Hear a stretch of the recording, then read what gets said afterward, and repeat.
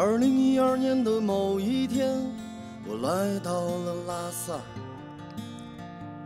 带着吉他和要遗忘的他，看到了布达拉。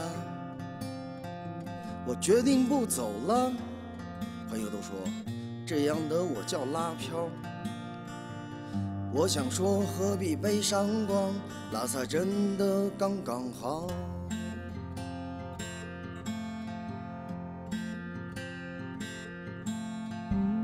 带着点高反，我留在了拉萨。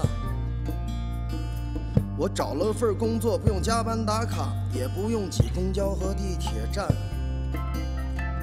我挣的钱也够花了，生活有了很大改善。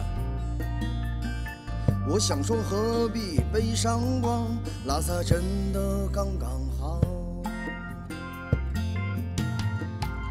我在拉萨挺好的，可以晒着太阳发会儿呆，也可以抱着吉他唱着歌，想着忘不了的他。我在拉萨挺好的，一壶甜茶，一碗藏面，也够暖心我的。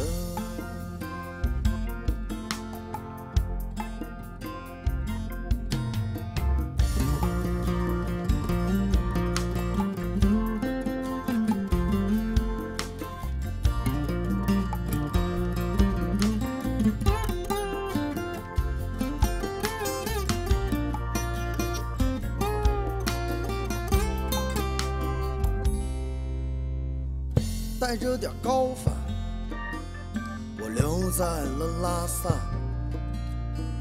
我找了份工作，不用加班打卡，也不用挤公交和地铁站。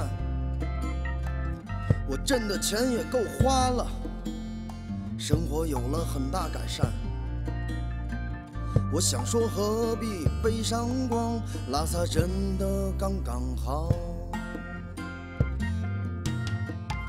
我在拉萨挺好的，可以晒着太阳发会儿呆，也可以抱着吉他唱着歌，想着忘不了的他。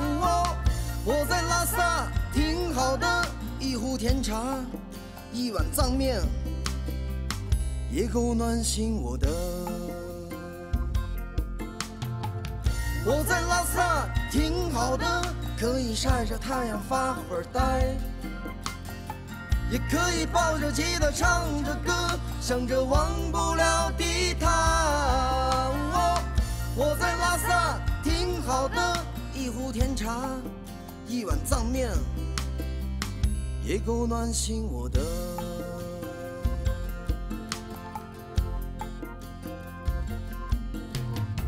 我想说何必悲伤光，拉萨真的刚刚好。